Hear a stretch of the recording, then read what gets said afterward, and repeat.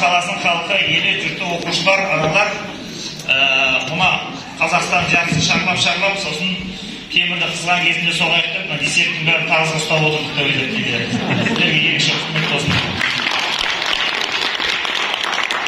презентация бізден бұрын өткен Алматыға жақынымызды демеңіздер. Бұның соңына қарай өткені жақсы. Себебі алдыңғы кететін қателіктердің бәрі басқа облыстарға кетеді да. Ең мықтысы ысылған кезі мына жаққа қарай келеді. Енді уақыт аз, қазір бөлімнің бәрі қысый, адамдардың шаруасы бар, кетеді әрі бар жаққа, сондықтан біз енді тез бастаймыз. Сіздерге кітап түсіндіреміз. Ашыңыздар бірінші нені. Сіздер слайдты қосыңыздар енді. Мына даудың басы дайра байдың көк сиыры деп айтқандай, бұл кітаптың жазылуына негізгі себеп болған нәрсе, ол 20-шы ғасырда бүкіл дүние жүзін шарлап кеткен ол ауру. Кәдімгі мынаны 1926 жылы бірінші адамның бойындағы осындай бір қызық түсініксіз құбылысты көргеннен кейін мамандар бұны Венада алғаш рет бұған диагноз қояды. Қуыс кеуде деген. Енді негізгі атауы экзистенциялық вакуум деп аталады. Бұл кішкентай кезінде туғаннан бастап 13 жасқа дейінгі кететін классикалық рухани тәрбиені жіберіп алған кезінде бұрқ етіп көзіне шыға келетін өліп қалған адамның көзі көкірегі таңдырылып, ондай ұлы мұраттарға ұмтылмайтын адамдардың типі көбейеді. Осылайша гедонизм деп айтады, тек қана ішіп жеп рахатқа бата береміз дейтін адамдардың саны көбейіп кеткеннен кейін басқа адамдардың өмір сүруіне кедергі келтіреді. Сондықтан бұл енді 26 жыл алғаш рет диагноз қойылады, ол бірақ оны ел мойындамайды.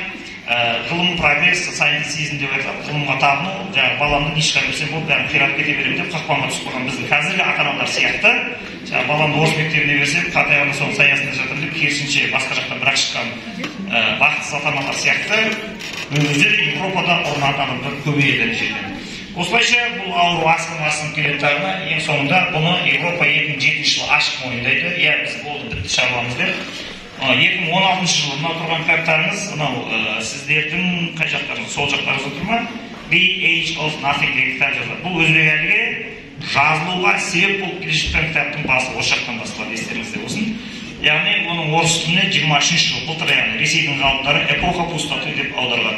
Міне сіздер мен біздердің қазір білім бөлімі болсын, мәдениет бөлімі болсын, ата-аналар, завуч бәрінің бас ауруына айналатын жерде. Мына қуыс кеуде оқушылардың шамадан тыс көбейіп кетуіне байланысты ұстаздар мектепте сабақ өте алмайды. Колледжде тура сондай. Себебі көздері өріп қалған, әдепсіз, тәрбиесіз, көргенсіз балдар мұғалімдердің мойнына отырып алады, секіреді. Егер олардың шекесіне шертіп қалатын болса, бәлеқор қуыс кеуде ата-аналар қасында 2-3 блогерін ертіп алады да, мектепке бәле салаттарын соны одан сайын асып. Содан кейін бұны қалай тоқтатамыз деп басымды қатырасын миымды шайқайсың. Тура сол кезде міне 23 жылы көктемде маған бұл кітап келеді.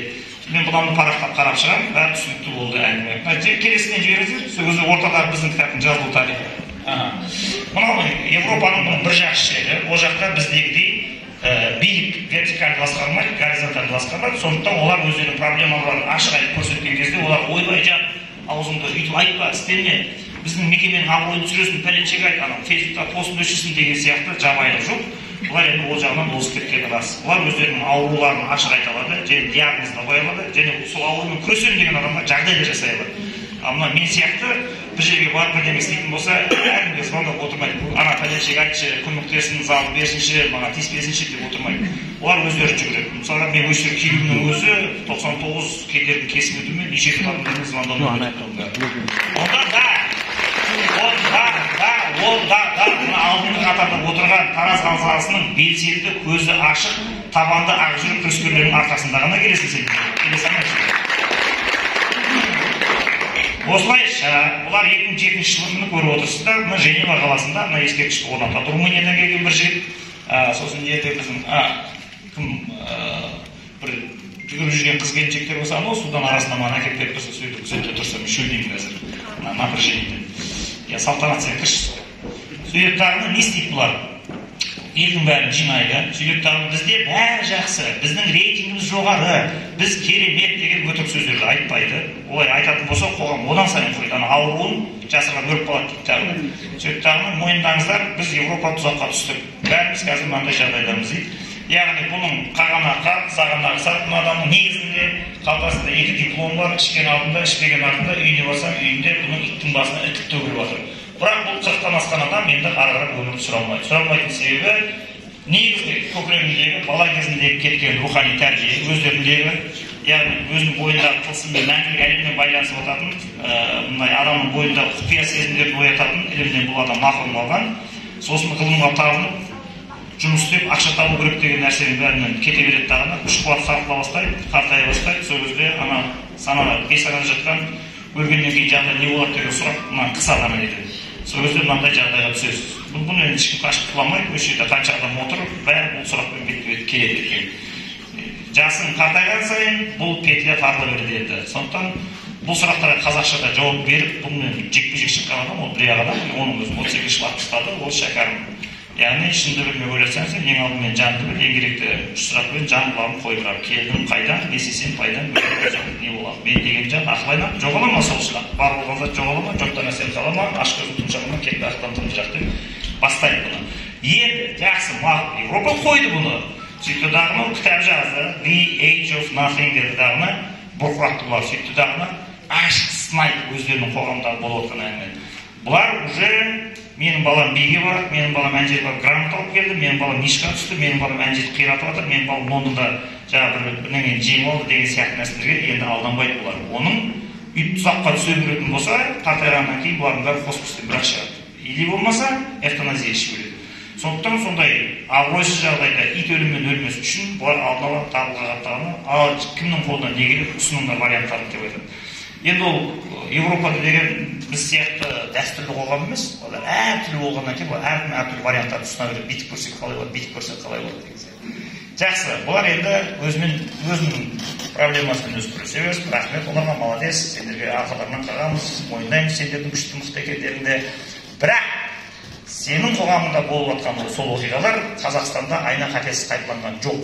Қазақстандағы қуыс кеуде адамдардың көбейіп кетуі және онымен күресудің жолы мүлдем басқа, сендерге ұқсамайды біздікі деген ой бізге келеді. Себебі ана сен сөзбе-сөз аударып, тура Россия ғалымдар сияқты сөйлем жасап беретін болса, даже өте профессионально аударса да сен оны оқи алмайсың. Оның ішінде түсініксіз оқиғалар өте көп. Алғашқы биді қалай алып келді, оны Швейцарияға қалай жасады, оны қалай геометрияны салыстырды адамның денесін, одан кейін прагматиктер қалай шықты, оларды ана Джеймс Уильямс қалай оларды зерттеді, оның бәрі менің айналып кетеді. Оны арнайы мамандар оқиды, солар ақ деп айтады болды. Бізге бұл ары қарай енді қызық емес. Бізге тоқтай тұршы, айналып кетейін, Европаны қоя тұршы, әуелі бірінші өзін жарқырайды. Мен өзімнің үйімде осы проблема күннен күнге асынып бара жатыр. Мына сүйіп күйеуімнің жартысынан 40-тан асқаннан кейін бас салып, азынан кешке дейін футболмен жаңағы Украинадағы соғысты телеграмнан көргеннен басқа бітіретін дымында жоқ. Түртіп тауып жатқан ақшасын айтып, менің бетіме шапшиды.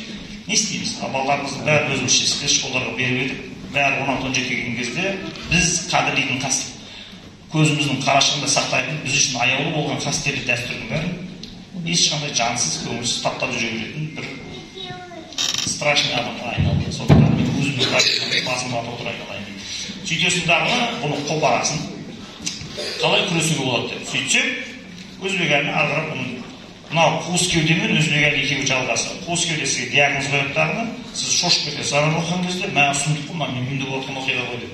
Артынан сізге дәрісін беріп, уайымдамай-ақ қой, мә мынаны ішіп ал да, сонымен қайқайып кетеді деген сияқты. Соның бұл бәрі біздің мына жиынымыз бір пессимистік нотада басталғанмен, соңына қарай оптимистік нотада аяқталып, сондықтан жүректеріңіз шірей қатты соғып кетпесін. Мақұл ма? Кетті жіберіңдер.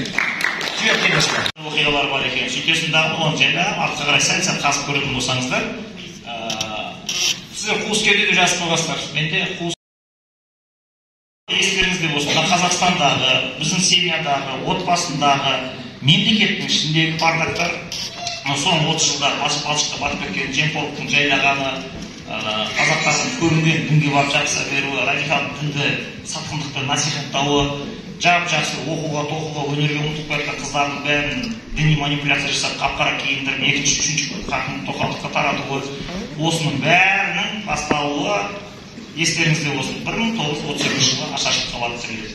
Яғни оған дейін қазақтар 6 миллион болып, түркі әлемінде Түркиядан кейін екінші орында келе шыққан, және оқыған тоқыған интеллигенттер саны өте көп, және амбициялар өте жоғары болған. 20-21 жылдары Кремльде Сталинмен, Ленинмен кәдімгідей отырып нате сөйлесетін Сұлтанбек Қожа сияқты лидерлер бар ана жерде. Сондықтан олар өте нық отырған Әлімхан бар қасындарында. Сондықтан олар өздерінің ел болып кететіндеріне, күш болып кететіндеріне олар біліп отыр. бәрі оқыған азаматтарының бәрі болашақта қалай туралап алып шығып кететіндерін олар картасын өте жақсы біледі. Бірақ Голощекин деген оңбағанда Сталин бірінші секретар Қазақстанға алып келгеннен кейін бұл Октябрь индустриалдықтарының бір жылдың ішінде 6 миллион қазақтың қырып жібереді, 3 миллион қырып жібереді. 3 миллион өлген кезде онымен бірге қаншама дәстүр өліп кетеді, қаншама өнер өліп кетеді, қаншама музыка өліп кетеді, күй өліп кетеді, шежіре өліп кетеді, қаншама қисса өліп кетеді. Яғни соны білетін адамдар өлген кезде оның миынан қайсысын ала алмайсың. Енді одан қалғандар есін жинаймыз деп жатқанда 36-та қалай айтса 37-те қырып жібереді, сосын 41-ші Мясорубкаға басылады екінші дүниежүзілік соғыста, сосын Целинамен тәбет етеді, одан кейін қазақ мектептерін жабады. Осылайша қазақтар қақпанға түседі. Бірақ сіздер бұны білеміз ғой, біз бұны деп қалмаңыздар. Бұған қарсы күресетін адамдар әманда табылады. Сөйтіп қазір біз оған кері қарай айналамыз. Мына шығатын балалар осы шығып кетсін. Сіздер енді бұлардың жиын, бір көңіл күй көтеретін болмасаңыз, оны жарыла береді. Содан бұл оқиға неден бастап өздігәріне енді ананы тоқтатуымыз керекпіз. Ал бізге дейін тоқтатқан адамдар бар ма осындай проблема оқын шыққан кезінде? Себебі 3 миллионнан өліп қалған кезінде келесі поколение ұрпаққа ақтарылуға тиісті рухани құн, трансцендентные ценности деп айтады бұндағы атауы. Трансцендентные ценности деп отырған сенің көкірегіңдегі тылсыммен, мәңгілікпен байланыстырып тұратын каналдарды ашатын, сенімен байланыс орнататын құндылықтар деген сөз. Ол мынандай сіздің көріп тұрған құндылықтарыңыз оған есептелмейді. Оның бәрі көңілмен сезілу керек негізінде. Соны білетін адамдар өліп кеткеннен кейін оған қарсы күресетін адамдар бар ма, жоқ па, болды ма, болмады ма? Ал олардың бәрі соңғы 30 жылда өздеріңіз білесіздер, Қазақстан авторитарлы режимде өмір сүрді, бір ғана кісіге табынды, соның суретін көрсеттік, соның ескерткішін орнаттық, соның кесірінен біз басқа дүние алдық. Содан өзбек әлі жазатын кезінде сіз ашып қалсаңыз, бұның күрескерлік, қайраткерлік мінезі қай кезде көрінеді? Ол 60-шы жыл, 59-шы жылдарда көрінеді. Не үшін? Себебі ең бірінші бұның ерекше шығатыны өздеріңіз білесіздер, 57-ші Целинадан кейін Қазақстанда, жалпы СССРда старший брат деген саясат болады. Старший брат деген не? 14 республиканың бәрі кішкентай бала ақыл толмаған, оған ана Кремльде отырған старший брат орыстар аналарға басынан сипап отырып үнемі ақыл айтады. Қаласа басынан ұрып та қояды деген сияқты тыңдамаңдар жатса. Сүйектағына қазір ол гимнге де салып жібереді оны, біз кітапта жаздық оны. Естеріңізде болса, сырдың кезінде өмір сүрген адамдардың бәрі пионер тұрғандардың естеріңізде ма? Зор алдыз айтамыз, ұлы ұрыс халқына жасасын советтер одағы жеткізген еркіндік тиімдік деген мен әлі жатқа айтып тұрмын. 83-84 жатып тастаған. Сондықтан бұл психология саған сіңеді тағына, осындай 500 жылға отырған жерге бір орыс кіріп кетсе, бәрі қақалып шашап орысша сөйлеп қалады. Орысша сөйлемесе өздері қорсанып, бір-бір азақтап сөйлеп сондай өтетін болған. Сондай дәуір дүрілдеп тұрған кезінде сіздер мұны айтпай-ақ қояйын, Алматы, Астана, Петропавл, Павлодарында қазақтар тығыз қоныстанған Таразы мен Шымкенттің бар ма? 64-65 жылы қазақ мектептер біреу-екеу оқыған болды. Оны Алматы айтып жүр ғой, бір ай оқыған деп. Шымкентте 65 жылы 2 мектеп бар қазақтар. Сосын троллейбусте келіп бара кезінде сол кезде қазақтар общественный транспортта отырып бір-бірімен қазақша сөйлессе, ей, колпит, нормально разговаривай, на человеческом языке көрінген орыстың кемпірі шағын айта береді. Оған ешқандай газет сын айтпайды, ешқандай оны зиялы сынамайды, саяси қайраткерлер оны күреспейді. Москвада отырған орыстың зиялы жазушыларының өзі де кетіп істемеңдер, ол ұят болады деп айтпаған. Соны норма деп қабылдаған кәдімгі. Сүйектағына адамдардың ішінде қыжыл пайда болған. Бұл қыжыл жиналып ақырында 86 жылы желтоқсан оқиғасында шығады. Қырғын болып кететін негізгі себебі сол емес. Сүйектағы бұл 60 жылдар болып отқан кезінде қазақтардың бәрі көндікке сияқты былай қарағанда. Сол кезде Шымкент қаласында мен Ғани Мұратбаев ескерткіш орнатамын деп өзбекке жайлы. Өзі ол комсомолдың облыстағы бірінші секретары Шымкент облысында.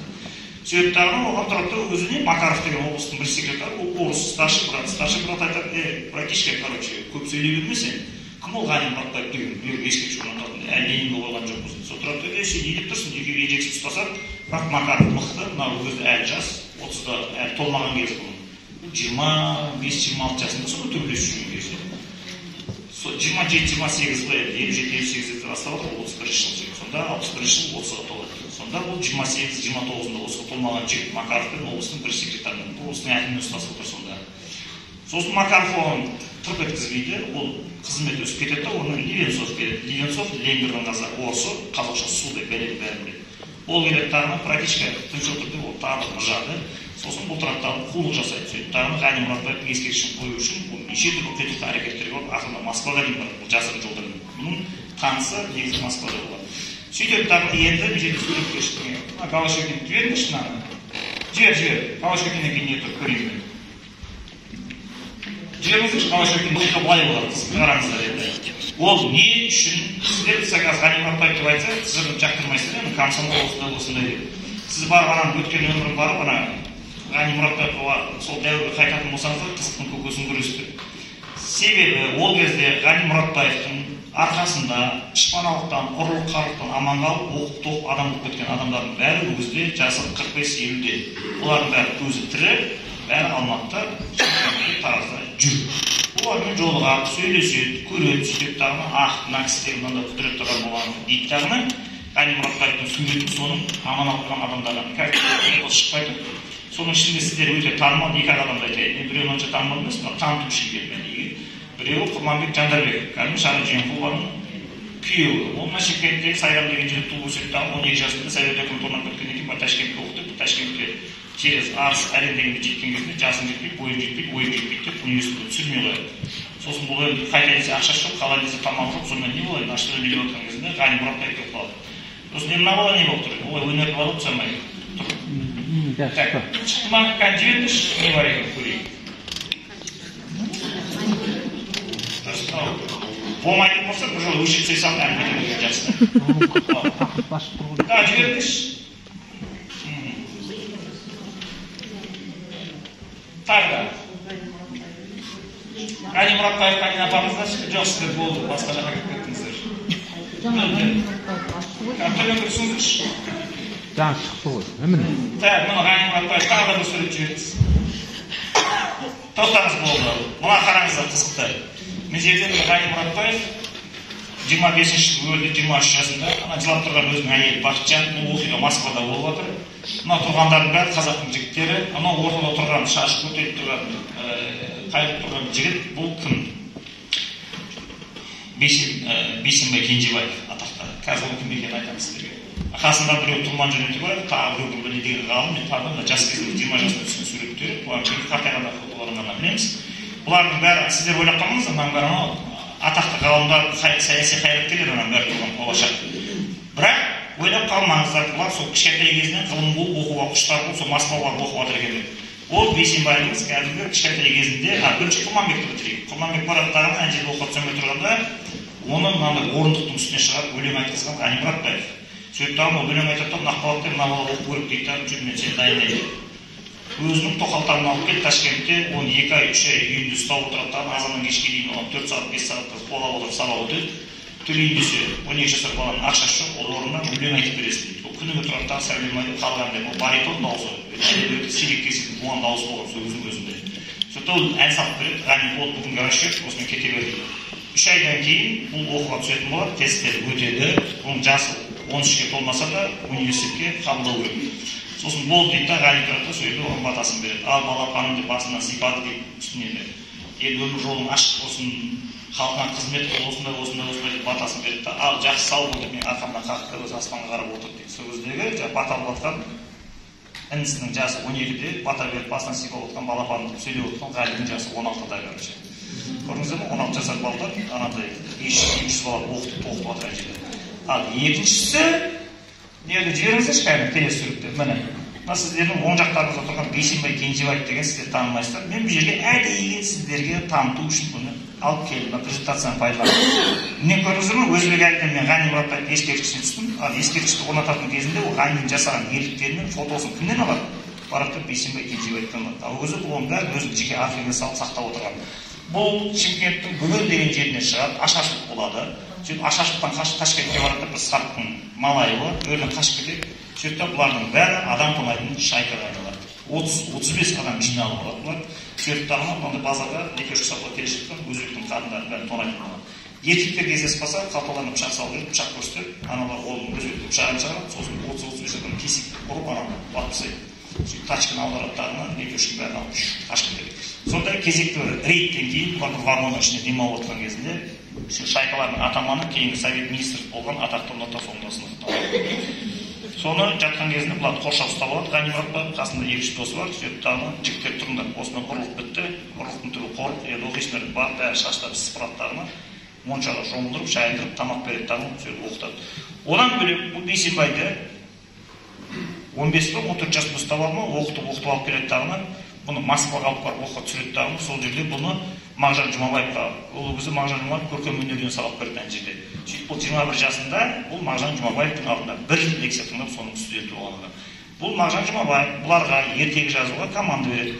Міне сіздерге мен мазақтап күліп жатыр өзі ютубта анда-мында неше түрлі посттар жазып отыр мен туралы. Санжар деген отсталый, баяғы заманда қалып кеткен, ертегі туралы айтады, бірдеңе ештеңе, ғылымның заманы, одан да айлс болмай ма?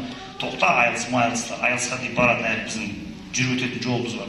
Мағжан Жұмабаевтың ол өзі педагогика жазып жүрген адам, психология білер бәрін жинап алып, білмейтін бәлесі жоқ олардың. Сосын тұрады Бейсенбайға 21 жасында ертек жазасын дейді. Сіздер мектепте оқыған баяғы 40 өтірік тас шабалан 40 өтірік деген ертек бар ма? Ол халық ертегісі емес, сразу айтайын. Мағжан Жұмабаевтың заказымен, тапсырмасымен Бейсенбай Кенжебаев 21 жасында жазған. Не үшін атылмай аман қалып кетеді? Мағжанды атып тастағаннан кейін. Себебі бұл 37 жылы дүрбелең басталып отыр кезде бұның туған жездесі інісін жібереді дағы Москва есіктің алдында күтіп отыр. Бейсенбай жұмыстан келсе, ойбай бейсенге қайта көрмеңіз. Алматыда шығып Қазақстанда ешкім қалдырып отқан жоқ анда. Сондықтан сен ешқайда бармайсың дейді. Сосын бұл 37, 38, 39 басына шейін Москвада Калининнің несі болады, переводчик болады. Қазақстаннан келген қазақша арыздарды орысша аударып беретін болған жерде. Сөйтіп бұл құлай сақтап қалады дағыны 39 жыл қайтып келеді дағыны Алматыдағы баспалар үйінің кітап басып шығаратын қағаз, соның директоры болады. Сөйтіп дағыны 41 жылы Мұхтар Әуезов қуғын сүргінде сотталып кетейін деп қашып түсіп жүрген кезінде Абай жолы романын бірінші томын жазды. Кәсіпкер Абай жолы деген ойбай керемет роман қазақтың тілімен кешіріп қоясыздар. 41 жылы Мұхтар Әуезов вообще никто болған. Елдің бәрі отырып сөйлескен мынау қожа, мынау құту керек, мынау Алашорданың құрамында ол, мынау тың баласын жою керек деп сөйтіп сөйлейді. Мұхтар қорқып бүрісіп отыратын болған ана жерде. Сол Абай жолы бірінші томын алып келіп мына балаға көрсетеді. Өзі 30-ға әлі толмаған. Бұл көреді дағыны, мынаны басам дейді. Сол кезде Скворцов деген бірінші секретармен шақырып алады дағыны. Секретар по идеологии екеуі екі жақтан Әбдіхалық екеуі сызады. Ана Мұхтардың кітабын басатын болсаң, мойныңды кеседі деп. Бұл дейді өтірік алдайды да келеді жасырын қорғасын бәрі тиіп мән саған кітап социалист Қазақстанға мақтап махаббат жазып жібереді. Аны түк істей алмаған. Бұның басын жұлып алайын десе 41 жыл. Біріншіден соғыс болып жатыр, 42 жыл болып кетеді. Екіншіден бұның Калинин переводчик болғандықтан Москвада достарына звондайтын болса, өзіміз Сталинден қорқады да, тесіле алады да. Артынша екінші том шыққаннан кейін 47 жыл ма 48 жылы Мұхтар Әуезовке Сталин сыйлығын береді да, содан құтылып кетеді. Мұхтар Әуезовті тірі алып қалған адам мынау естиді.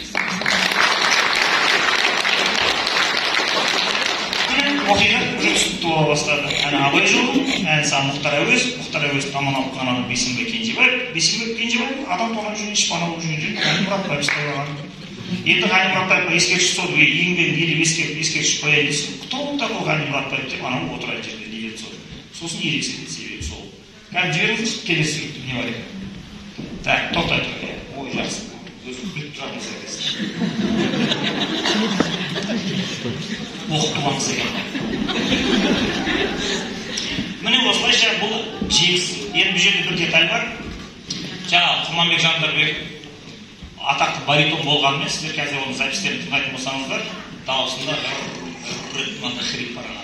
Ол не үшін олай болады? Себебі 25-ші жылы Ғани Мұратбаев Москвада Чахоткадан өлгеннен кейін Құрманбек оны есіне алып өзіне сабақ берген. Еңіреп жылайды, өзі 19-шы мектепте комсомолда. Сөйтіп Ғани Мұратбаевқа ескерткіш орнатамын деп, бірінші сол бастайды. Сөйтіп ақша жинайды, ол ақша шекпейді. Сосын білетін өлеңдердің репертуарын санаса 101 өлең біледі. Мен 101 өлең айтып концерт беремін дейді, билет сатады, парктың лентамен қоршап қойып, бір фотон жасайды. Сөйге әлшедегі досы үйге келеді де, тоқтап 101 өлең айтамын. Содан түскен ақшаға Ғани Мұратбаевқа ескерткіш орнатамын. Сөйтіп 76-шы өлең келген кезде тамақ қыз кіреді, голосовой связь тақырып шығып кетеді. Больницаға бар, больницаға болып кетті. Енді саған дауыс жоқ, осымен тындым дейді. Құрманбектің дауысын құридің кезі. Оны Брусиловскийдің өзі соны жазады естелігінде. Мынау сұмдық әнші болған. Қазіргі айтып жүргеннің өзі маған дірілдетіп жіберіп, жас кезінде осындай бір нәрсені білдіріп, мұзайсыз ұшып болған ба, бірден Брусиловский білмейді оны. Сөйтіп бұл Ғаниға ескерткіш орнатылмай жүреді, қартайып, ол өзі Құрманбек Жандарбек 72 жылға испат шекпейді. Сонда өлуіне 1 жыл қалған кезде 69-70 жылы бұны ақыры Ғани Мұратбаевқа Шымкентке ескерткіш қойды да, Құрманбек Жандарбекке баяғы арманы орындалып, өзбек әлі.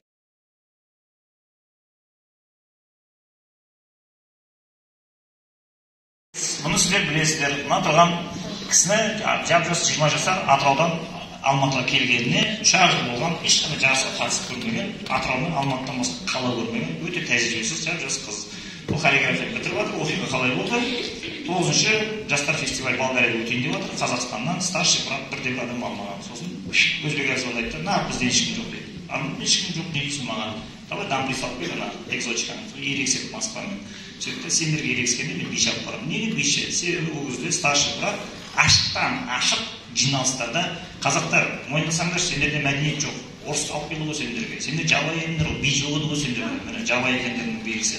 Сендер түйеге мініп алып, көшіп, сол ет жеп, өкмезді қымыз ішкенден басқа қолдарына түк төгілмейді деп, ашық айта беретін болады. Сол жиналыстарға басып шығып отыра беретін болады. Енді гимннің өзі андай болғасын, басқасы қандай болады. Содан кейін бұл тұрақтарын көрсетіп, мен саған дейді дағыны жарыс ұйымдастырады. Жарыста Алматыдағы жарыстан сүзіліп Талпақова шығады. Сөйтіп Большой театрға алып барады. Большой театрда бүкіл орталық Азиядан келген бишілердің бәрі салған кезде 100-ден жүйрік мыңнан бар, мұна бір өзі шығады да. Большой театрдың тұманы, Талпақовадан басқаның бәрі тыңдық бар, үйлеріне қайтып, бәрі қайта жүреді. Содан бұл 3 ай 4 ай дайындалып, жарысқа барады Софияға, ал ертеңді би болайын деп отыр сағат 9-да, ол уже жарысқа шығу керек жерде. Сөйтіп отырған кезінде, сіздер сөйлесіп алыңыздар, егер маңызды шаруаларыңыз болса, мен күтемін. Түнгі сағат 12-де, оны өткенде маған Ақтауда қайталап айтып беріп отыр, қызық болды дейді. Түнгі сағат 12-де есік тас болып кетіп, ашсам дейді, Шатунова деген оңбаған тұрған, артына сақтап тұрған, ғұлы еді. Сонымен инструмент, оказывается, узбекский, оған қазақтар билей алмайды. Сондықтан узбекский ритм ғой, узбечкалар билейді. Сондықтан давай Гүлжан, отмена, сен билемейсің, тас етпейсің, жалпы кетіп алып, жерге құлайды, осылай. Сол кезде қасында жатқан малдалардың святойші ұстаған дейді, көрпесін лақты жіберді. Сен ауырлауысың деп айтты дейді. Маған шықпайсың деп айтты. Кім айтты? Ана пәленшеев айтты. Тоқта деп орнынан ана жаңағы әбден ұрысып төбелесіп үйреніп алған сөйтсе ол 2-3 рет халықаралық жарысқа барып төбелесіп үйреніп алған бел екен анау. Біздің қызымыз түк көрмеген ғой, интрига білмейді ғой, ондай жерде қалай бір-бірін сүзісу керек. Сосын айтты, ана кім сенің бастығың? Жәнібек келді, қолынан алыптағын дейді, сүйреген кезде татаваны үстіндегі пижамасын ауыстырмаған, сахнада киетін қазақша ою салып тастаған ақ етігін киіп алған ана Гүлжан.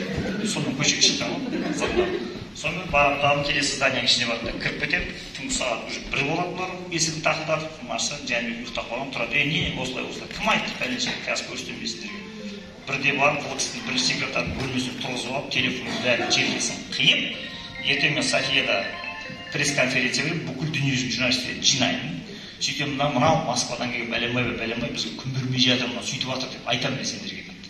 Сен сонда дух бар ма мысалға, сен қазір пресс-конференция бере аласың ба? 68-ді қойсын, тоталитарлық режимде сырдың ішінде өмір сүріп жатқанда, қазір демократия анау бәрі жақсы деген кезде барып жерге барып облыстың әкімісіне пресс-конференция берші. Күшің жете ме екен сен? Желкеңнің тежегесін жеткізсін.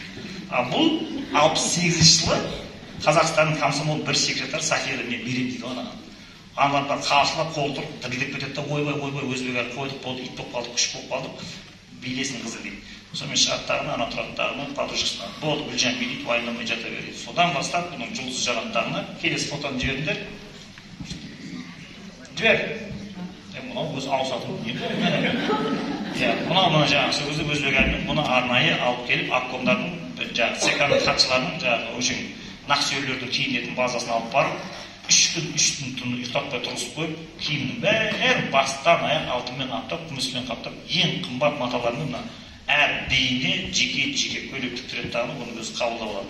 Қабылдап алған кезде жарысқа баратын кезде естілеріңізді шығар, ана ұлттық киім бәрі киіндіріп болғаннан кейін современный киіндіресіздер дейді. Сөйтіп тағына бүкіл духиі, краскасы, көзіне жағатын, лак, помада, бәрі французский болатын болсын. Тапшықсіне шейін, несіне шейін, ең сондай советский чемодан алып, мусорға лақтырып жіберді тағы маған Чехословакия алып бердіріп, жарқыратып киіндіріп, шығарған базаға. Соны мені сұраймын, ойбай бір күннің ішінде Золушка болып қалса, какой Золушка? Я уже императрицей стала.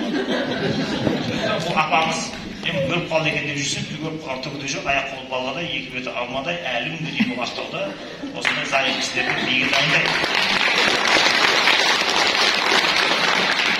Менің арманым, төбелес қалай болды, соны білгім келіп тұр ғой. Бірақ көріп қалған шығар, скорее всего деп. Мен қайда 68-де 20 жылға қыз енді қаншаға кетті, 70-ні асып кетті. Сөйтсем, WhatsApp-та біреу жазады. Гүлжан Талпақованы танимын, менің қызыммен бірге осында жұмыс істейді. Атырауда отыр деп. Соны хабарласам дағыны араға адам салып, ұшып барамын. Жібер келесі фотоны. Жіберші, кабинеттегі сурет. Тағы да жібер. Мынау Америкадан шыққаны. Барсам, бұны апам 75-те мына кезде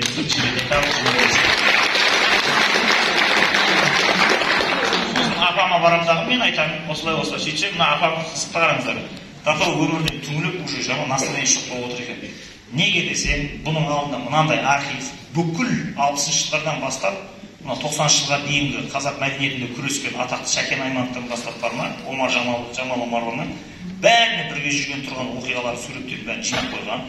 Стенаның бәріне атақты адамдармен түскен фотолар іліп қойған. Бірақ мәдениет үйіне келген жаңа жастарға соларды көрсетсе, өзбек әртүр Қонаевты танымай жүр жаңағы. Сөйтіп мына новый поколение қақы келіп барды, мына масқара оның өзі тарихы білмейді деп түңіліп отыр. Сол кезде мен кіріп келем дағыны өзбек әлі туралы. О, Құдай бар деп тереңдеп осы қазақша зорға сөйтіп орысша тереңдеп. Сөйтіп дағыны Құдай бар екен мына шынымен де. Қалай сен өзбек әліне іздеп келдің деп. Ол тоқтап тұрды, өзбек әлі іздеген істеңіз. 68-ші жыл Болгарияда не болды, соны айтып жүріп тоқтап қаласың. Осы тұрған жерде кітапта. Содан бастап айтады жаңағы. Сөйтіп, содан бастап жұлдыз жанаттағыны Америка бүкіл шулатып, СССР-ның кезінде өте жақсы білесіздер, шетелге ешкім шыға алмайды, железный занавес деп аталады. Әшейін шетелге бардық дегендердің өзіне Болгария мен Румынияға барып келсе, соған мәз болып сағақ салып келсе, соны сағақ шайнаймыз деп алып очередь көтеріп, қаппағы курс қой, 80-ші жылдар кәнешегінің сағызы барса, сол үйіне барып сағызы сұрап алды. Біреудің сағызы 15 адам шайны берді. Соның өзі авторитет болған.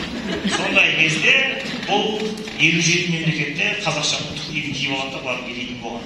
Содан бұның жаңағы дүниені дүбірлетіп жүргеннен кейін Қонаевтың шырайымен 81-ші жылы туған 30 жасында қазақ СССР халық әртістеріне атақты беріп, Волга беріп, 4 бөлмелі үй беріп, сол жерден оның бүкіл жағдайын жасады. Соны Америкаға Американ шулатады 81-ші жылы. Сөйтіп айтып келе жатқаным осының бәрі бүкіл өмірімде жеткен жетістіктің бәрі бірінші өзбек әлі лекпе қарыздармын, екіншісі сол кезде мені қорықпай қолына сүйіп апарып төбелесіп бастаған Қадушыма әлімге дейін қарыздармын, әлімге дейін рахмет айтамын, ол Сафия Ратарова деп қойды.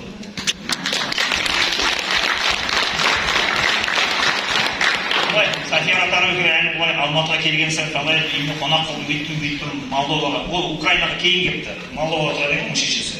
Молдоваға концертке барған кезінде Сафия Ратарова мамасы үйіне шақырып мені қонақ қылған деп әңгімені ұрды.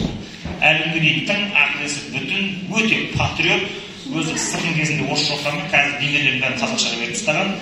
Балаларының, немерелерінің, ақтарының бәрі деріске аттар қойып тастады. Исақай, Арған, Таймас, Қарбан, өңше осындай аттар қойып тастады. Енді бұл барайын деп отыр, міне мәдени майдан деген қалайша. Сіздер мен біздер тізбектен қалай үзіндік, қалай адасып кеттік. Қазір баланы соншама оқуға салсаң да адам болмайтын себебі не? Себебі біз қазақтардың өзінің 5000 жылдан бері келе жатқан өзінің табиғи толқынынан шығып кеткен болады. Ал сол толқынды ұстап отырған сол кезде Талпақова Болгарияға баратын кезінде мәдениет министрі болып отырып ақша бөлетін министрлікте. Мынау Ильяс Омаров. Бұлардан гигант, бұлардан шығып бұлардан қирап отқан бұл адам. Олай болатын себебі жалпы Қазақстанда мәдени майданды ұлттық мен сипатта бастаған адам 1862 жылы бұны кім бастайды? Ыбырай Алтынсарин бастайды.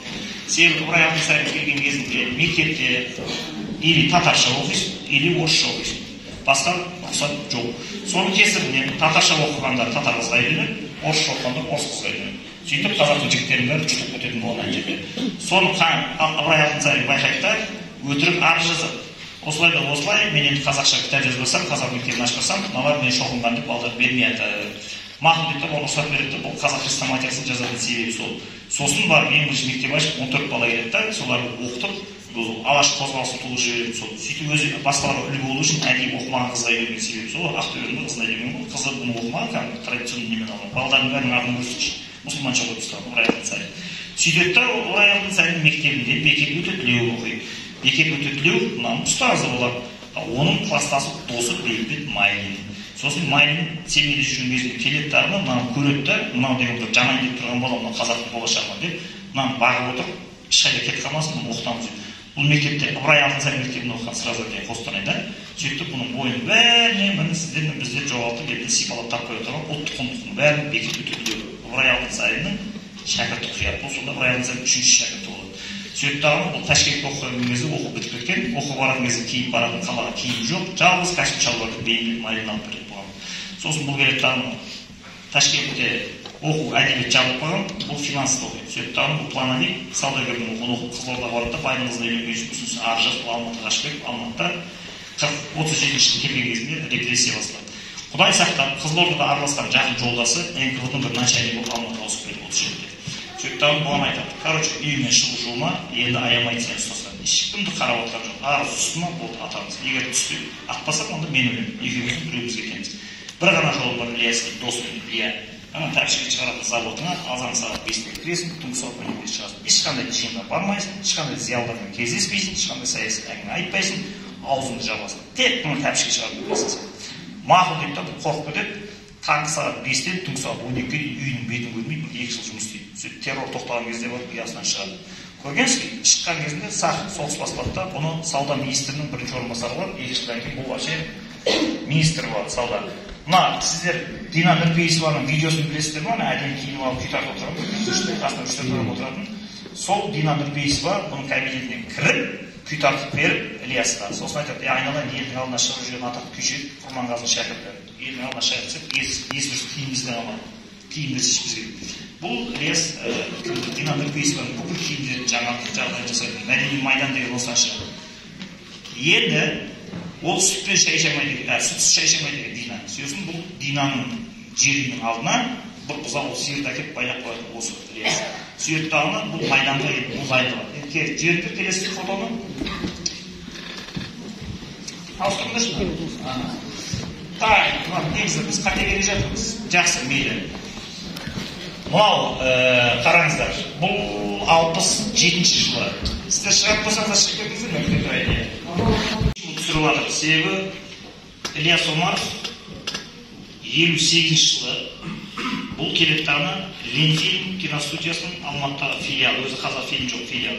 Бұл келеттағына бұл Ленфильм, өзіміз қазақ фильм бар кетті, атын нақты жоқ, бұл қазақ фильм бар. Сосын бұны 67-ші жылы мәдениет министрі сайлаған кезінде бұны Ғабит Мүсірепов бар ма, екеуі Қостанайдан, екеуі де бір мектепте оқыған, бірақ Ғабит үлкен бұдан. Оның әке-шешесін көрген таниды. Сосын бұл тұрады да Ғабит шақырып алып айтады: осылай, мыналар бізді ұмыттырып бара жатыр, күннен күнге езіп жаншып жатыр. Давайте кино түсірейік. Сөйтіп мына кино түсірген кезде көрдіңіздер ме, мына әртістердің үстеріне тігілген киімді, аналардың бәрі дүниенің ақшасын төккен бұлар. Не үшін төгіп жатыр? Себебі 69-шы жылы Қараш оқиғасы деген фильм түсірілді, Төлем Шөкеев деген Мұхтар Әуезовтің шығармасынан. Өте Чокморов деген қыздың әртісі ойнап жүр. Кино жақсы түсірілген, былай қарасаң, ең соңында жарыспай аты өтірік танылды. Бірақ сол киноға кейіннен сын жазған кезінде Орхан Бөкеев 69-шы жылы Қазақ социалистік Қазақстаннан мақала жазды. Кино жақсы, шынайы, өте әдемі түсірілген, бір ғана минусы бар еді. Қандай десе, қазақтардың көшпенді өмірінің сән салтанаты вообще көрінбейді дейді. Ана киноны көрсең серый, постоянно қазақтар жағында аш, үстіне күпені киіп алып, небір жылқыларды ұрлап, барып, бір-бірінің жылқысын ұрлап сойып отырған, тістері ақсиып кеткен, сақалдары ырбық-тырбық адамдар отырады үйдің ішінде. Сосын адамды депрессияға түсіріп жібереді дейді. Біздің өзіміздің көшпенді өмірінің салтанаты қаяқта мына еді деп анау жазады. Содан мен сендерге көрсеткен сән салтанаттың қандай болатынын дейді дағыны Ілияс Омаров ақшаны қаппен төгіп министерствоға, сөйтіп Ғабит Мүсірепов шақырып алып сценарий жаздырады, сөйтіп ол жерге Сұлтан Қожықтай отырғызып қояды. Бұл фильмнің жарыққа шығуы деген кесілеске шайқас, бюджетті кесіп тастайды, қайттан береді, олар кесіп тастайды, қайттан айландырып 7 айда ма 9 айда түсірілетін фильм 3 жыл ма 4 жыл ма түсіріліп зорға дегенде жарыққа шығып қазақтардың духының көтерілген кезінде видеода ойнатайын деп сіздердің ақылдарың шықырлатады. Оған енді аппаратураның шамасы келеді. Сіздер фото көресіздер. Жеш келесі Ғабит Мүсірепов сценарий жазған кезінде қандай баспен істеген? Себебі аналардың барлық қазақтардың бойындағы трансценденттік құндылықтардың бәрін, ұлттық құндылықтардың бәрін мыжып, езіп, бәрін Ленин мен Сталинге подгон жасап жатқан кезде мына атыраптардың кейін ұрпақ бір Советский Союз құлап есін жинап жатса, өзінің культурасына қайта айналып келеді дейді дағыны. Ана жаңағы дауыс естілмей қалды, 5 секундта ар жақтан алу керек еді. Ана шеге жаңағы шапанын жерге ұрған кезінде әруақ деп айқайлады анау. Арқаңның бәрін қоздырып жіберу керек. Сосын алттағы бүкіл мынау трансцендент образдар көрдіңіздер ме жаңағыда қалай жасады? Шөлесі Қамбарау, ғашықтардың піренің Ләйлі Мәжнүн, Қамбарата, Бабатық Шәштәзімдері жамбыл болсын ажарды Саршылға барсаңыздар, Байқадан деген ауылдың арғы бетінде Шымкент облысының шекарада Құмгент деген ауылда жатыр. Қажымхан атаңыз әр күресетін кезінде соның басына барып түнекті алып, мына байбөріміз Алпамысқа барып сөйлеп туып алады, сөзге барып түнейтін туып. Солардың бәрін мына жойып жатқан кезінде кейін ұрпақ осы киноны көреді де қайтадан есін жинайды деп мына бәрі салып қояды. Бірақ Қазақстанда соның 25 жылда сатқын типтердің бәрі бұның бәрі ширк, бұның бәрі адасу, Құдайға серік қосу деген діни пропаганданы өте қарқынды жүргізудің кесірінен қазақтардың үрей саналардың көкіректерінің психикасына сіңді. Әзірше енді әруақ деп айтатын бір қазақ қалған жоқ. Бата берген кезде Бибі Фатиманың қолы, қамбар ата, бала тұқшақшайыз деп айтатын еді, бір адам шықса құлағын естірейсіздерге. Уже естіді. Және сол оңбаған идеологияны, діни пропаганданы өте қарқынды жүргізген адам өздеріңіз жерлестеріңіз жақсы білесіздер. Және мына залға өте адамның аз келу себебі, Тараз облысында бұл жұмыстың, ағарту жұмыстың жай жүруінің бір себебі сол пропаганданың кесірі екенін біліп қойыңыздар. Соны мына қыз жібек енді сындырады. Енді сендерге қазір комсомольский задание бәрімен бұдан былай оқушыларға қыз жібек фильмін басынан бастап қайтадан көрсетесіңдер үйлерінде болады. Себебі соңғы 20 жылда пайда болған поколение бірден қыз жібекті көрмеген. Барған жерде қанша студенттермен кездесіп тошуына қыз жібек көре алмаймын ба деген негізі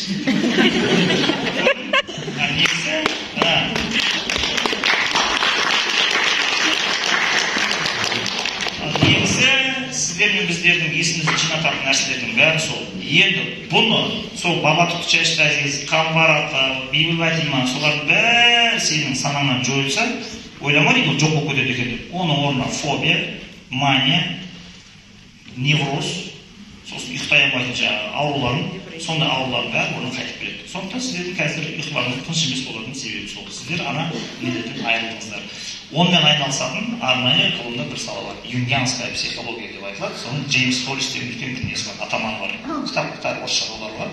Өте жақсы соғысып жатыр. Ол тура осы позицияда тұрады. Мынандай баталардың ішінде Қыдыр ата, жаңа Қамбар ата деген сияқты бірде-бір мифология образдарды жіберіп жүрмеңдер. Оны қолданыстан шығардың ба, бұл 20 жылдан кейін ауру адамдар пашкасымен қабылдап ала бересің. И сен түк істей алмайсың, аурудың атын қоясың да өтірік антидепрессант бересің да қайтарасың. Антидепрессант көмектеспейді сіздерге. Себебі 2017 жылы Lost Connections деген кітап шығарды. Сол кезде Англияның ғалымдары дәрілердің бәрі өтірік, бұның ешқандай пайдасы жоқ. Не үшін пайдасы жоқ? Бәрі печатыр ғой, өтірік бұра береді. Қалай ол? Лондондағы бездомдылар бәрі жинап алып, 2 ай тегін тамақ беріп, бір жерде жатасың, просто уақытша дәрі ішесің. Мақұл деп келсе, өтірік дәрі, антидепрессант якобы. Бездомныйға не? 2 ай тегін тамақ жылы жерде жататын болса рахат қылып, Бирмингемнің ар жағындағы бір қалашыққа алып барады да, үй жоқ, күй жоқ мына жатысып қояды да, тегін тамақ, тегін төсек, содан кейін саған дәріні береді өкіртіп, 2 айдан кейін сен депрессия басылып осы дәрі ішкен жақсы болып қалдым деп өтірік айтасың. Сосын ана соның негізінде заключение береді да, дәріні сатылымға шығарады. Сосын сен, о, ты че, Англиядан шыққан деп шығып аласың да, эффект пациент болып жатасың. Сондықтан бәрі гәбәргі. Көрдіңіздер ме, бұл ғылым деген қандай бәрін талқандап тастайды. Бірақ ол ғалымдардың соны айтқанын, тапқанын, жазғанын не пайда? Сандары аз, үндері саған жетпейді, сен оны оқи алмайсың. Мен сияқты соның соңына түсіп алып, фанат болып кетіп баққан адамда ғана оны бетпе-бет жолы. А сіздер Инстаграмдағы өтірік коучтың семинарларына қатысасыздар. Ол бітті, шанс жоқ. Қалай күйеуге тию керек, қалай менеге күйеуге тию керек, қалай, вот, пожалуйста, көрдіңіздер ме? Ананы жаптың бар, орнына ананы аласың. Сондықтан мына Өзбек Жәнібек деген кітап не үшін бум болып жатыр? Адамдардың бәрі жалған информацияға тұншығып кеткен, тұншығып жатыр үйлерінде, аналар өтірік алдап ұрып жатыр, ешқандай нәрсе көмектеспейді. Бәрі өтірік пациентін алдап келе жатыр. Міне сіздерге настоящий наука келді, енді спасение болады скоро. Көрдіңіздер ме? Так, теперь жүргеніміз қайда кеттіңіз жаңағы әпешек деп тұрған. Енді тоқтай тұрыңыздар. Ілияс Омаров қыз жібекті түсіріп, қайдағы жоқ нәрселерді бәрін істеп, концерттарды құтқарған, ғабитті құтқарған, ол әңгімесі көп, ол туралы тоқталмай кітаптан оқып аласыңдар оны. Бұл 67 жыл министр болған кезінде Қаныбек Байсейітов оны құттықтайын деп министрдің кабинетіне кіріп баса, Темірдің кім? Ілияс Омаров жүрген адам. Теміров жүрген 38 жыл атылғаннан кейін 57 жыл әйел жүгіріп жүріп концерттардың поддержкасымен ақталған. Бірақ ақталса да сонда да кім біледі тағы деген нәрсе сақтықпен адамдар Темірбекті насихаттамайтын болады. Хотя заңды болса да. Мына наглец Ильяс барғанда қазақ фильмді тауып алған кішкентай фотосын үлкейтіп алғандағына Брежневтің портрет тұратын жерін алғандағына Темір жүргенді суретіп қойғанша. Апасы қазір қай басты? Іш бар Темір жүргенді портретін көрейсің. 24 жыл ілігесен толқын жетелмеген себебі. Соны Қаныбек Байсейітов көріп ауыз ашып қалды. Біледі ғой өзінің министрі ғой. 36 жыл Москваға алып барады, ат тастаған болды. Мынау не деп айтты? Көке, сен кімсің Қаныбек болып жүрген, мен министр отырған осы көкемнің арқасы емес пе деп айтты. Содан ол ракпен ауырып 70 жыл өлгенге дейін оның үстінен мына Темірбек Жүргеновтың портретінде осындай ұлтшыл деп тонна ар жазған Москваға. Бірақ сол кезде СССР-дың мәдениет министрі Фуцуев деген бар, еврей қатын, сол ақ жүрек ес-дұрыс адам болып қалаттарына ол Ильяс Омаровты крышевать етеді. Соңында Ильясқа ескертеді. Ильяс портретіне сақ болып, өте опасный. Сенің үстінен келген дато арыздың көптігі соншама, скоро біз мына мәдениет министрлігіне тек қана қазақтардан келген арызды зерттейтін тағы бір департамент ашпаса, дато өлмей жатыр деп айтады. Сонда бұл соған қарамай ашақ өлгенге дейін сол тұрады. Бұл өлгеннен кейін оның орнына келген министр Темірбек Жүргеновтің портретін сақтыққа алып тастаған. Оның бәрі тарихта жазылады. Бұл енді не үшін не қылып жатыр? Бұл кезінде де Темірбек Жүргенов келетін алды қалай болады? Бұл өзі кімнің баласы? Қазалдағы Қары деген кісінің бай миллионердің баласы, әкесі 5 жыл қайдаған адам. Сол бір баласы кішкентай кезінде бір сотқа қатысады да орыстың офицеріне жеңіп қалады бір сотта. Сосын тұрады айтады, қазір мен сендерге көрсетемін, сендер өсіп қояды деп тұрсың, өзі қазақтардың әлі кеудесі басылмаған, намысы бар кез. Кенесарының өлгені 50-60 жыл болады, олар өздері хандық дәуіріндегі дүбірлегі дәуірін біледі, көрсетемін мен сендерге дейін. Себептарына Темірбектегі кішкентай баласын алаттарына 6 жасында оқуға алып барады. Оқуға алып барғанда бұл қазір қазақтар сияқты топас емес, қазір қазақтар сияқты құлдық психологиясы сіңбеген, қазір қазақтар сияқты жаңағыдай надан емес. Бірденнен баласын, 6 жасар балалардың бәрін алып қазір ютубты ағылшынша тыңдатып отыр мысалға. Анау жынысы ертең цифровой аутизм болған, тіл шықпайды ғой деп айтсаң, үйрене берсін ағылшынша. Мен қана орысша мультфильмдер көреді, бермесеңіздайды. Оның бәрі далбасы әңгіме. Сен үйіндегі 6 жасар баланың сөзін өтпейтін болса, атаның басына ата-ана болып отырсың ба? Сен ата-ана, ананың есі жоқ кезде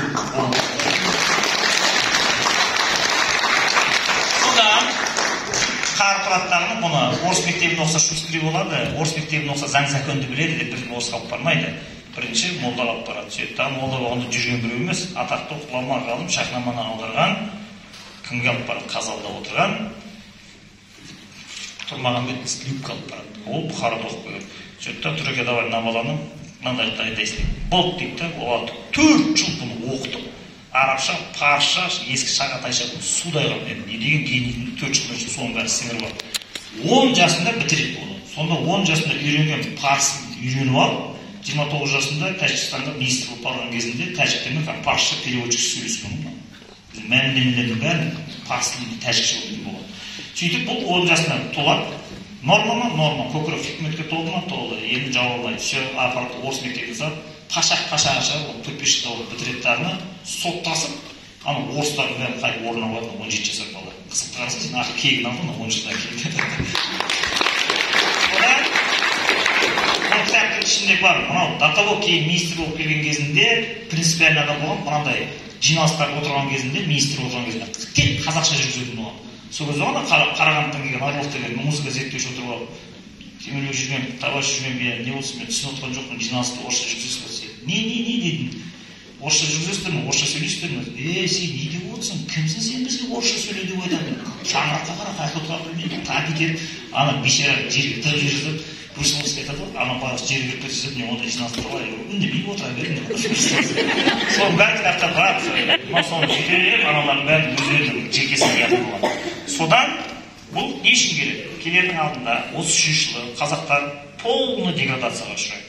Ашаршылықтың кесірінен бір-бірінің баласын жеп, адам жеп жүріп, каннибализм тарап кеткен ана жерден.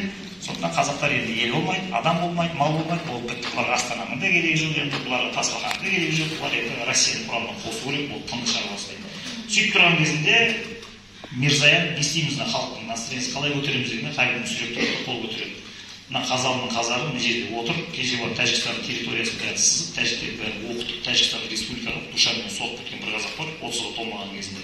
Қазір ол Ташкентте өзбектерді көтеріп отыр. Сөйтіп Өзбекстандағы қазіргі университеттер бар ма? Соның бәрін мынау соғып ұстаған. Театрлардың бәрін осы соққан. Қазақтар 33 жылы бірінің екі бір жеп отқан кезінде өзбектер театрда Шекспирді көріп отырған, как белые люди. Көрмеңіз? Сөйтіп мына алып келді. Хабиб Мүсірепов барады да үйінде 10 күн жатып, бұны көндіріп 34 жылы алып келеді. Келген кезінде 3 түрлі шарт қояды жағы, мынандай Мирзаян көндіріп болған. Келеттарын бюджетке ақшаны алаттарını Қазақстанды мәсана деп қазір университеттер болман ағуын педагогтар дайындайтын петен соның бәрін алып мынау соғады. сөйтеді дағы, бірақ онdan тірлік бітпей, халықтың көңіл күйін көтеру үшін бірінші мәдениет көтеру керек. Сөйтеді дағы, бойында өнер бар ана бәрін жинайды да, бәрін жағдай жасайды. Сөйтіп күләшпен шараңыз бар ма? Екеуі де оқымаған сіздерге айтады. Екеуі де диплом жоқ. Екеуі де техникум бірінші курсқа тастап кетті. Бірақ театрда Жұмат Шайынның қасында әйтеуір эпизодта ойнап жүр. Екеуін шақырып алып, екі жерге отырғызады. Сосын айтады, мына өнерге кетесіңдер. Мен Москвадан екеуін бір специалист алдырамын. Бірақ өнер деген үнемі бәсекелестік, көре алмастық жайлап жүрген жер. Сондықтан бір-біріңнің шәкірттесің, Шара сен биге кетесің, Күләш сен әнге кетесің. Шара өзі балалық ұстаған 22 жасар әйел, ал бишіні сіздер білесіздер, 6-7 жасынан дайындау керек. Сен өзің 22 келген адам бишіні дайындау керек. Сол тұрақта Москвадан, Большой театрдан Александр Таркретті, мына биші шығарсын, ана желкесіне қадап қойып, Ленинградтан композитор одағының мүшесі отырып, Брусиловскийден келді, Күләштің қасына отырып қойды. Сөйтті, ал бастаймыз деп, сөйтіп бұлар 34 жылы Айман Шолпаннан бастап көтерді. 36 жылы Москваға декадаға барып тағына сахнада отырған кезінде басында қазақтар деген көшпенді, көшіп жүрген халық, музыка оқымаған, консерваторияда жоқ, не айтады дейсің деп бәрі несін дейді, сылқ етіп күліп отырған ана жерде. Сосын мәсана дейді, сахнаны ашып жүрген кезінде Құдай самасынан үстеліне қымбат мата киген алтынмен зерлеп тастаған кілең ана жерде тума талант әншілер шығаттарының Қыз жібек операсын Күләш Байсейітова шығып, бұлбұл дауысымен арбаған кезінде отырғандар әйтеуір жын болып қалады. Ол, мен сіздерге айтайын, спектакль 4 сағат болады. Сағат 7-де кірсең, 10-да бірақ шығасың. Татуаж жындығы жүрген ана, сосын Күләштің дауысы бұлбұл кетеді да, ертең известия правда жарысып жазады, осында сұмдық болып отыр деп, Ленинградта бүкіл өнертанушылар Москваға қарай ағылып, Күләш Байсейітованы көреміз деп, спектакль біткеннен кейін халық шығып, Күләшті қолмен ұстап көреміз жанынан тірі адам ретінде деп, ана сыртқы арқылы күтіп тұратын болған сөйтіп шыққан кезінде ойлар Күләш деген мамын деп жабысып, татыл таңын дүркіліп, бәрін жындығы жүрген соншама 24 жасар кішкентай келіншекке бірінші сырға пайда болған сырқалық әрсі деген атақты 3 адам ол соңғы Күләш алып шығады. Көрдіңіздер ма? Билеп отыр ғой. Біз бұны білмейміз. Себебі біз биді түсінбейміз. Бұл жерде биден хабар бар, жаңа хореограф бір бала бар ғой. Түсінсе сол ғана түсініп, біздің басқамыз бәрін айналып жүр. Соны кеше Гүлжан Талпақова жолықсам, менің ұстазым Шара Жиенқұл болғанда, мынау қызық тума талант ағам болған дейді. Ана бидің заңдарын сындырып, өзі қимыл қозғалыс, неше түрлі жағында қолдарын ойнап кете беретін болған Александр бұған басында 3 жыл ма, жаңа сабақ бергеннен кейін арғы өмір бақи дамытып, қазақ биінің атасы болатын себебі сол дейді. Көрдіңіздер ма? Оқиға қалай болып жатыр? Өзбек әлі келді, Гүлжан Талпақованы алып тағынан киіндіріп, ақшаны төкті, Болгарияны бұрқ өткізіп, оны Огонёкқа шығарып, 68 жыл, мен сіздерге айтайын. 68 жыл айтпай қой, 90 жылдар, сыртын кезбеміз жандар біледі. Мына аудандық газетке черно-белый суретін шығатын болса, фотом, соны адамдар қырқып алып, үйіне келген адамдарға көрсетіп, менің қызым жайында аудандық газетке мақала шықты, сурет басып деп, соны апарып қырқып қоятын болған. Ал егер облыстық газетке шықса, ол бүгін көшеге шыға алмай қалады, үйіне шыға алмай қалады. Ал егер Қазақстан әйелдері Парасат деген журналға сурет шығатын болса, ол бұл ешкіммен амандаспайды, Құдай болады аман журнал шығады. Ал телевизорге шығатын болса, ол сен келіп зиярат етпесең, болды сен болмайсың. Сондай заман болған. Сол кезде 68 жылы қазақтардың бәрі аман болып отқан кезінде, езіліп отқан кезінде, Талпақова шығып Огонёктан ұлттық киіммен шыққан кезде халықтың духын көтерілетін кезде сол кезде. Одан кейінгісін Қыз жібекпен көтереді. Сондықтан да 70 жыл туған қыздардың бәрінің аты Қыз жібек, 70-71 туған жігіттердің атында Төлеген, Патшайымда Бекежан деген адам жоқ. Сондай оқиға болған ски. Ал мынау енді Шара көрдіңіздер ме, үстіндегі киімінің бәрі ана алтынмен аптап, күміспен қаптап тастаған ана ақшаны төккен кезінде, мынау Лондонға баратын кез, бірақ Лондонға кешігіп қалады. Содан бұның бәрін, құлағының бәрін, күмістің бәрін үйген, кейін қартайған кезінде құлағындағы күміс сырғасын Гүлжан Талпақованың құлағына таққан, енді сен көресесің деп. Көргенсіз бе? Мына Гүлжан кеткен ғой, қымнау қартайған кезінде. Енді қазір Күләшті мен жаңа айттым, қандай атақты болған, бірақ оның атауы атағы шығып кетіп, ол Күләштің даңқты жер жараттарына қасындағы адамдар бәрі оны не алмайды, көре алмайды. Не үшін? Себебі ол Күләш консерваторияда оқымаған, вообще нота танымайтын болған басында. Өзінің табиғи дауысын бұра беретін болған. Соның Москвадағы Большой театрдың опера балет әншісі Барсова деген Күләштің дауысын есту үшін Алматыға келіп, Күләштің концертіне қатысатын болған әнші. Сол тұрғанда Құлманбек Жандарбеков айтады, Күләшті Москваға консерваторияға оқытсақ бола ма деп. Не істейсің оқытып деп айтады. Так әнші. Межедейлер дипломы жоқ, оқымаған деп үстінен ары жазып жатыр. Сондай бастарын істемейсіңдер деп айтады. Біз оқығанбыз деп, біздің дауысымыз табиғи емес деп, мына Құдайдың жаратқан дауысы ма, мына Александр тыңдыңдар ғой. Мына оқитын болса құртатып жолатпа мына бәле консерватория, хотя осы қарсыншы мен деп тыңдап отырмын. Сөйтті, бұның үстіне дипломы жоқ, андай, мұндай, күләш, арақ ішіп, тонна арғы, елу алты жыл, содан Москвада жүрек жарып өтіп қалатын себебі сол. Ол алты адамның аты белгілі, арызды көрген, бірақ мен білмеймін оны, әлі аттарын жарияламай отыр, көңілдеріне тиеді. Ішінде бір-екі бәрі жазады, күләш өтіп қолын Так, мынау күләш, қазір көресіздер, бұның гәп өте қалай айтады. Дердіш, күләш қылмамайды ғой, өйткені құлақтарының бәрі музыкаға толып қалған, мынандай өтірік, мынандай фонограммамен синтезатормен жасайтын аранжировкалар шығаратын өтірік музыкасына құлақтары толып қалған, мынандай табиғи күләштің дауысын қойсаң, біраз уақыт тыңдай алмай әбіржіп отыр. Ал кішкентай кезінен тәрбиелесең, үйреніп қалады да, керісінше өтірік музыка тыңдай алмайсың. Мен эксперимент жасап, 7 жасар балам бар емес үйде, тақырбас деген атпен белгілі болған. Сол тақырбасқа отырғызында смартфон берем, егер ойнауға, күләшті тыңдайтын болсам мен. Күніге алып күләштің өлеңдерін тыңдата бердім. Прикинь, 7 жасар балаға таза сынып қалады. Ақырында күләшті өзі тыңдап өлеңдерін ақтара бастады. Өйткені жаңа Шымкенттен Түркістанға бара жатсақ, Түркістанға күләштің интернет ұстады да, таксист ютубта музыкалар теріп жатыр. Сөйтсе, артта тұрған тақырбас, ортадан басын шығарып, көке күләш Байсейітованы қойсыз ба? Сөйтсе, таксист артынан мынау күләш Байсейітованы танимын ба дейді.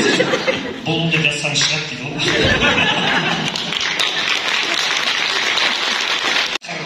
Звезда болып жатыр еді. Оң жақта шетте отырған Брусиловский деген Одессаның ба, Ростов-на Дону еврей негізінде, соқта туып өскен, Москвада консерваторияда оқып, Ленинградта жұмыс істеп жүрген жерінен Алматыға келіп туылды негізінде. Сосын бұл қатты шарттанып келгеннен кейін тағы да қазақтардың духын көтереміз деп ертағын жазасын дейді. Северный жүрген. Қазір ертағының музыкасын қазір көрсеңіздер, массовканы көрсеңіздер, таң қаласыңдар. Қалай сонда 38-ші жылы қазақтар мынандай спектакль көрген. Бұның қазір бұл спектакльдер жоқ, бәрі жойылып кетті бұның бәрі. Қазір оның неше жойылып кеткенін айтамыз. Мынаны қарасаңыз, мынасы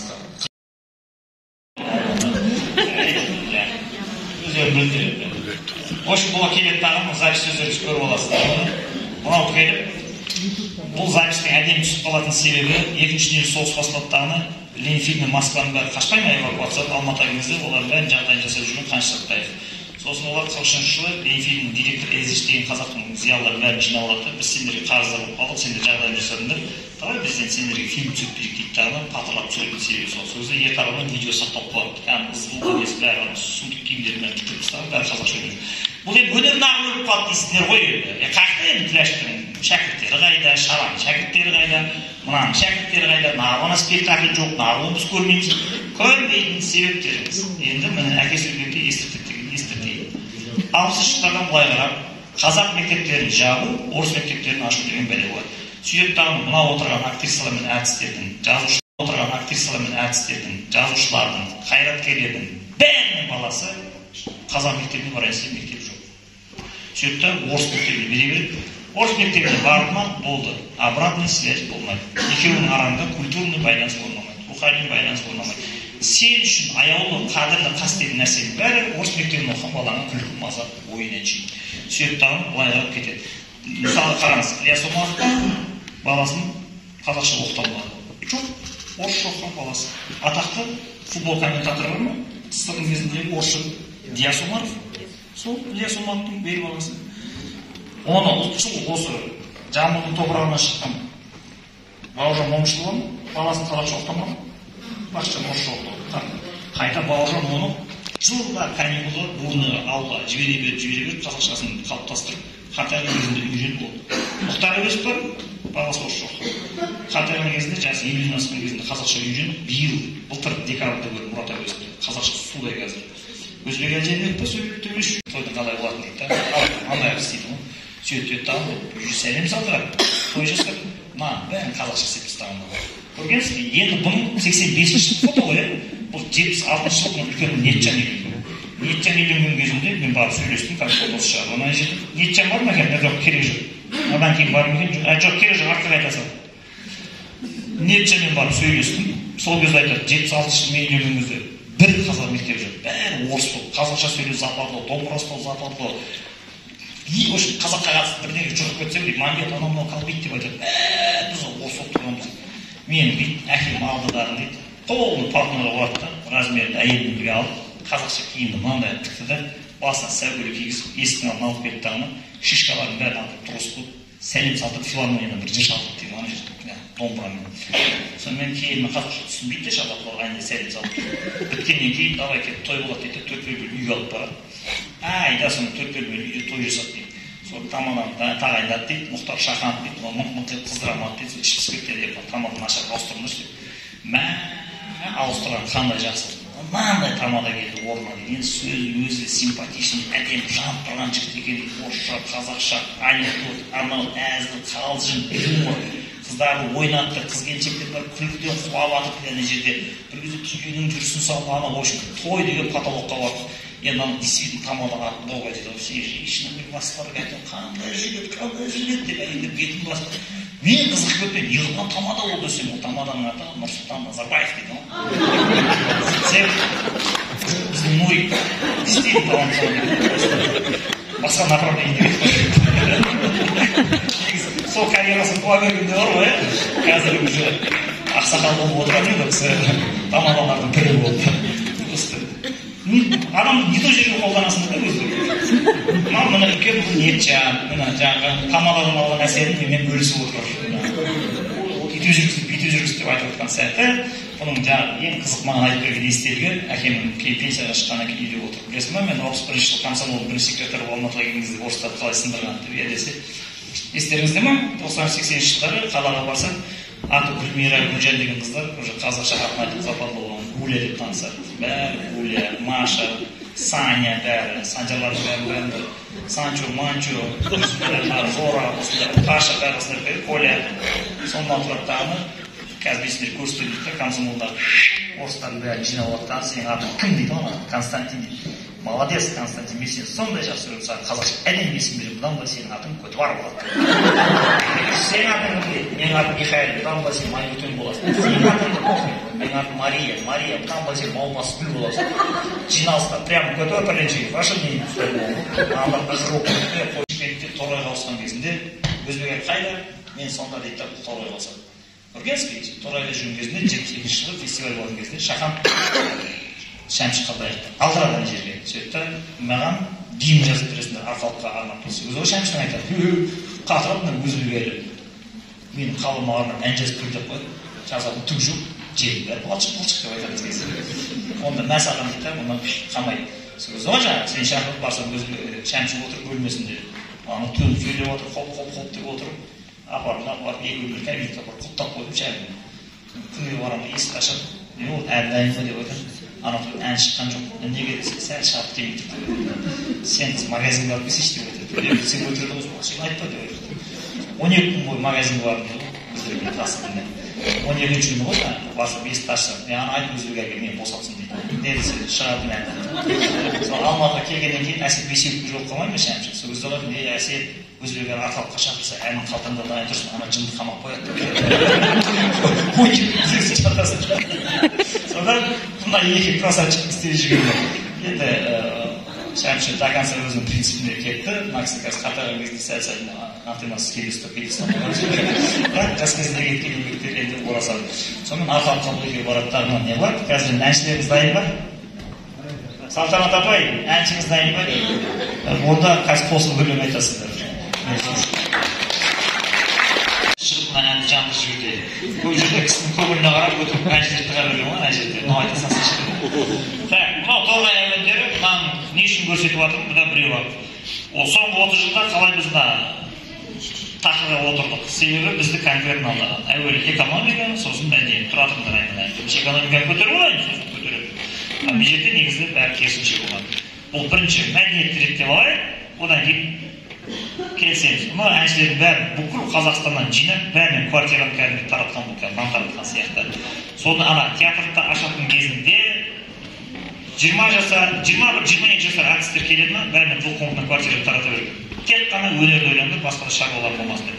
Қыстың күні Торғай суық болады деп, келген кезінде бәріне бір тоннан, бір тымақтан, бір қалың қолғап, аяқтарын бір пимада таратып. Ол да ештеңе емес дейді, ол манап айтады. Негізі мына әртістерді бәрін ұстап алған кезде қалай ұстады дейді, десем, үй береді ғой дейді. Үй бергеннен кейін кешке келеді де жұмысынан аңдап жүріп тықылдап үйлеріне кіріп қонақ болып келеді дейді, қалай жағдайларыңыз білмейді. Не қылып жүр десем, ол мебель аңдиды дейді, үйінде мебель бар ма, жоқ соны көреді дейді. Мебель не шаруасы бар десем, Мебелі бар болса, ол уже адам әртіс көшпейді, арқаққа көндікті деген сөз. Мебель жоқ болса, ол көшейін деп жүрген адам. Сондықтан анаған дейін әдейіге московское обеспечение польский мебельдер алып келеді дейді, ал әйелдердің ауылы дейді мебельді көрді ма, ол көшпейді отыр. 72 жыл мебелі бар адам білесіздер ма? Патшаға сәлем бермейтін жол. Мебель дегеніміз 92-93 жыл шықты, оған дейін жоғылды бұл бәле. Так что бәрін қатырған бұл. Мына әртістер, бұны кітаптарда оқып аласыздар, мен просто суретін көрсетіп отырмын, традициялары кез келген театр ашылған кезінде Мұхтар Әуезовтің Айман Шолпанын ашты. Бірінші театр сонымен ойнағандар. Так, мына Мұхтархан Манапов, мына сол кезде театрда болған, чемпионатта әртіс. Бұның маған жеткізген ең мықты дерегі, сіздер өте жақсы білесіздер.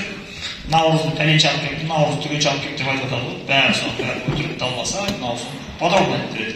Яғни 72 жылдың өзінде ол наурызды біз тойлап жатқан тұғымыз. Сол кезде ғой жаңағы мынаған келіп Трофимовтың проводы русский зимой деген мерекеге шығып, сен қожамастыр болып жүресің деген мына киінбей қояды, ерексің.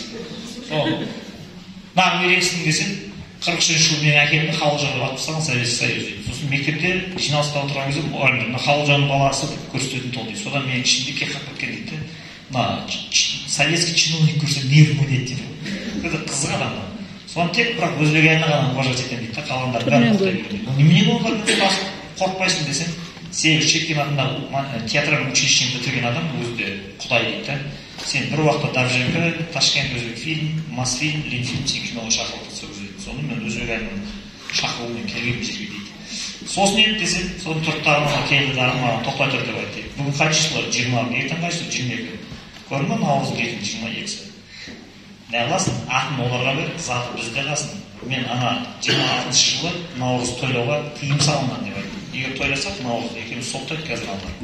Сондықтан мен қағазда атын өзгертіп қойдым. Әне жерге ертең наурыз тойлаймыз. Алтыбақанның бәрін құрылысып қойдым. 10 екі ауданнан 10-дан 20 киіз үй тіктіріп тастадым. Ағаш ұстасын шақырып Жібектің төлегеннің күймесін жасатып қойдым. Торғай облысында ешек жоқ екен, иттің баласы саған бола Ақтөбеден бір ешек алдым деп айтты. Қожанасыр ешекпен жүру керек болма. Сөйтіп айтпайсыз ба дейді, ертеңіне Қожанасыр кейінге ешекке мініп шығады. Соны күліп айтады ғой жаңағыдай. Қазақстан наурызды 89 жыл тойлады деп өзі шулап жүр, Алматы 88 дейді. Ақтөбенің ешектері 78 жыл тойлап тастады. Сондай. Осы әліпке дейін тірі, Астанада Киузда әліпкені сабақ береді, өте мықтады. Жібере салмай, қалған кітаптың оқылдастыр. Аман тойған ізімова, бұл биші, бұл Ақтөбенің қызы Торғайға бір немен барған кезінде өзбек бұған қал дейді, бұл қалмай дейді, неге дейді, Ақтөбеден кәрі шешем бар, осындай соны тоқтай тұреді, несін аштағын, жоқоғын, квартираны кілтін алып та, бойлап, осы келмейді дейміз. Кілтті лақты жігіттігіне үй серді, шешем қалып келеді. Сол үй әлі үйдің арқалықта туған сәлем тұрады дейді. Кейіннен бұл 84 жылы Алматы облысының атқару комитетінің 3-ші орынбасары болып келген кезінде арқалықтан алдырып, бұл кезде күйеуі бар, бала шағасы бар, алапта Алматыдан трехкомнатный квартираны лақтыратын кезі сөз. Давай сазгенді құрамыз, сазгенді құрамыз. Бұның айтып отырғаны бір нәрсе. Оны не үшін деген кезде, ол үнемі қыз келіншектер аулаумен айналыспайды. Үнемі олардың ары ұятын түгендеп жүр дейді. Біреуіне бірдеңе тиіп кетпесін жандай. Жаңағы артынан өсек кетпесін дейді. Сонда ғой жаңағы мен киімді Большой театрда тіктірендеп 74 жыл Полшкевич алып барған кезінде бұл спутник деген гостиницаға түскен. Сонда профессор звондайды тағы мынаның профессоры. Тойған өзбек әлі спутник деген гостиницада жатыр. Сол сағат 9-10 қалды, шаршап тұрмын, апарып бересің ба документ деп болды, метромен қазір алып барамын. Жаңағы алтыншақтарды тағып сәнденіп отыр, қайтадан шықпа деп айтты. Неге өзбек әлі ұрысып қалдым деп айтты. Қалайша деп өзбек әлі айтқан профессор айтады, орыс қатынға айтып отыр. Не үшін тойғанды жұмсайсың сен? Есің дұрыс па? Ол қазақтың қызы, қазақша тәрбие алған, қазақ ауылда өскен, оның менталитетінің бәрі келмейді. Біздің қазақ тәрбие бойынша қыз бала тұмсығы оннан шығып, түнгі оннан кейін шығып, гостиницада еркек жатқан номерге кіріп шығатын болса, артынан өсерлеседі, ертең карьерасы бітті, анам семьясы ойран талқан болып кетеді.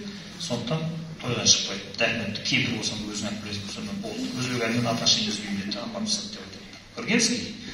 Содан өзбек әлі біздің екінші әкеміз деп айтатын себебі сол дейді. Өзбек әлі қайтыс болған кезінде шешесі алдынан шығып, сорлы қызым жетім қалдым, жетім әкем өзбек әлі өлді деп естітетін кез сөз. Бұны енді кітаптан оқып аласыздар, өте қызық. Және бірнеше дерек берілген сөз. Жібер. Мынау қызық оқиға. Мынау Маңғыстаудың жігіті Шымкентте 84 жыл жүрген кезінде осындай фольклорный ансамбль құрып, егер құруға қатыссаң, Алматыдан 3 бөлмелі үй береміз деп, Алматы филармониясының директоры шақырып келсек, 3 бөлмелі квартираны көрсетіп дейді, мынау ықылас айтып отырмын.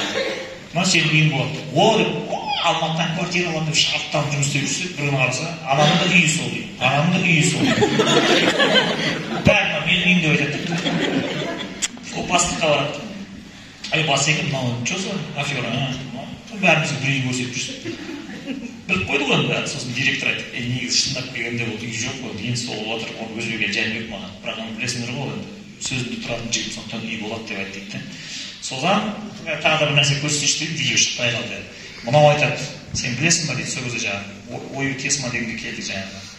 Ана біздің сазгеннің киімін тігетін кезінде жұрттар кеш сағат 9-да жұмыстан шығып үйіне келетін болса, 9-да мен жұмысқа шақырады дейді. Жаман қинап жүреді бәріміз дейді. Не үшін десек, ана обкомнан шығады да Жандостың бойында тігіншілердің ательесіне барады дейді. Ана театрдағы әртістердің киімін тігеді дейді, драма театры. Сол жерге барасың дейді, мөңшең тігіншілер отырады дейді. Келеді дағына эскиз бойынша тексеріп, мен сызып берген бойынша тігесің деді. Жаңағыда ерініп, оюларды ырбитып, ол толбитып бір шетіне қарап бұрып не қылатын болса, мен саған бүйтіп тіктерді, эскиздің айнесінен ана тесмаларды сыртып, менің көзім жетті. Ана шапанды алып алып, тігіншінің басынан ұрады дейді, не істедің сен диктің баласы. Потом қандарын ішіп қойды дейді. Ана дейді, басқа театрда этнолог жоқ дейді, оюды қақпайды дейді. Ана тез, алтыншақ салтыншақ өтіріп тігіп берсе, ана сахнада ойнап жүре береді дейді. Қақпайды, ана маман жоқ дейді. Мынаны дейді, сазгендерде сөйтіп ұрамыз деп ойлады дейді, олар істетпей қойды дейді. Алтыдан бәлен жіп-жіңішке әдемі алтынмен зерлеп тастаған жерін дейді. Сол ана қорқып кеткен соншама ақырында сазгеннің 20 адамның киім тіккеннен кейін костюмдер бәрін іліп қояды да, үстіне қағаз жапсырып қояды дейді. Осторожно, Жәнібек дейді. Детай бір қол тиіп кететін болса, алаттап басынан қойды. Сосын не болды десем, сол кезде бізге певец әнші керек еді дейді. Сол кезде Мәдина Ералиева өзі тіл әдебиеті институтында қазақ тілін зерттеп жүрген еді, жеке әдебиет дейді. Соны коридорда көріп қалды, Мәдина сен емессің бе? Бір жерде ән салған дейді. Дамысың берді. Сол қолмен айналысып жатыр, маған тоқта ғылым-ғылымыңды қояды. Саған қарап қаппас әдебиет институты сенің бар өнерің көмегіңде емес па? Берген деді, үйін, жағдайы, киім бәрі мынандай красавицаға тіктіріп, бізге ән шығып қойды. Мәдина Ералиеваның кімсің пәле жауып жарқырап түртіліп, 2005-те ме, 2004-те ме қайсы болды. Соған дейін танысқан жер жарап өзбек әнін арқасы. Өзбек әрсі сол қау болмағанда сол көп өтірік қалымдар біреу болсын күтеді, оның шаруасы дейді. Көрмей, енді бір сурет жіберіп, видео, видео көрсетіп, жаңағы ойуды барып қайтадан ютубтан көресіздер, мән беріңіздер. Көрмей, 20 шақты адам отырған сазгенде ойнап, соның бәрін ескезін өз кабинетінде отырып сызып, барып жеркесінде төніп тұратын болды дейді. Кейде 9-да үлгермейтін болса, таңғы сағат 8-де шақырып алады дейді. Таңғы сағат 8-де тігіншілер тұратын болды дейді, сазгеннің киім тігетін. Мынау сол кездегі сазгенде істеген музыканттардың біреуі Тілек Оралдың жігіті. Сонымен ойшым мынаған айтқан ғой, саған да үй беремін деп. Бұл істеген, ол кезде жарым жас бала, ұлттық инструментте отырады. Сол 85-ші жылы болады, сазген құрылады, дүркірейді, атақшы, ойбай қазақтардың бір духой әніп отыр, ойбай фольклор ансамбль. Бұл кезде білесіздер ме? Тек эстрадамен айту мода болған. Роза Рымбаевалар шығарды. Домбырамен өлең айту масқара болып саналған.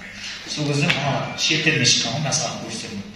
Содан үй берді ма деп қойшы, қалған әнмен бәрі қойшы, квартира берді ма, бермеді ма енді? Бәрі не болды онда теміреп жүрген, 20-30 адам. Ол қызық болды дейді. Не десем, квартираны беретін кезінде облыстық атқару комитетінің бастығы Князев дейді.